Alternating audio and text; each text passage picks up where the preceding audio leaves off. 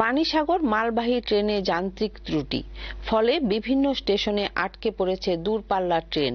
যাত্রী দুর্ভোগ চরমে। রবিবার রাত থেকে বিকল হওয়া মালগাড়ির যান্ত্রিক ত্রুটি সোমবার খবর লেখা অবধি সারাই করা সম্ভব হয়নি। রবিবার রাতে মাঝপথে মালবাহী ট্রেনের যান্ত্রিক ত্রুটি দেখা দিলে আগরতলার সঙ্গে অন্যান্য স্থানে রেল যোগাযোগ স্তব্ধ হয়ে পড়ে। রাজ্যে আসা যাওয়া দূরপাল্লা ট্রেনগুলি বিভিন্ন স্টেশনে মাঝপথে ঠাঁই দাঁড়িয়ে থাকতে হয়। জানা গেছে, রবিবার রাতে পানিসাগর এলাকায় একটি মালবাহী ট্রেনের যান্ত্রিক ত্রুটি দেখা দেয়। রবিবার রাত থেকে বিকল হওয়া এই মালবাহী ট্রেনটিকে সোমবার দুপুর পর্যন্ত সারাই করা সম্ভব হয়নি।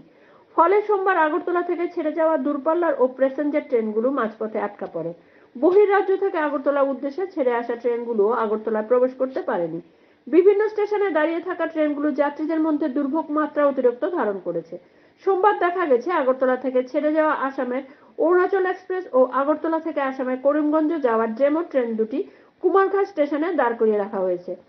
আগরতলা উদ্দেশ্যে আসা হামসফর স্পেশাল ও ধর্মনগর থেকে আগরতলা উদ্দেশ্যে আসা লোকাল ট্রেনটি ধর্মনগর স্টেশনে আটকা পড়ে যায়। আর উভয় দিকে আসা যাওয়ার যাত্রীরা ঘন্টার পর ঘন্টা বসে থেকেও যাত্রাপথ পুনরায় চালু হওয়ার কোনো সবুজ সংকেত পাচ্ছে না। বিশেষ করে আগরতলা থেকে যারা শিলচর সহ বিভিন্ন জায়গায় চিকিৎসার উদ্দেশ্যে রওনা দিয়েছিলেন, তারা সবচেয়ে বেশি দুর্ভোগের শিকার। যাত্রীরা ঘন্টার পর ঘন্টা বসে থেকে রেলের চালক সহ স্টেশন আধিকারিকদের রেলপথের যোগাযোগ কোনো সময় স্বাভাবিক হবে সেই বিষয়ে জানতে গিয়ে কোনো সদুত্তর পাচ্ছেন না। শেষ খবর পাওয়া পর্যন্ত উভয় দিকে আটকা পড়া রয়েছে অনেক যাত্রীবাহী ট্রেন। দাদা, ট্রেনটা এখানে আটকায় রয়েছে গেলে এখানে সামনে একটা ট্রেন ইঞ্জিন চাকা নাকি ডিস্ট্র্যাক্ট হয়েছে, বুঝতে পারতেছি না। অনেকক্ষণ কোন স্টেশনে এটা এখন দাঁড়িয়ে আছে? তো আজকে কি সব ট্রেনে কি এভাবে আটকে রয়েছে নাকি?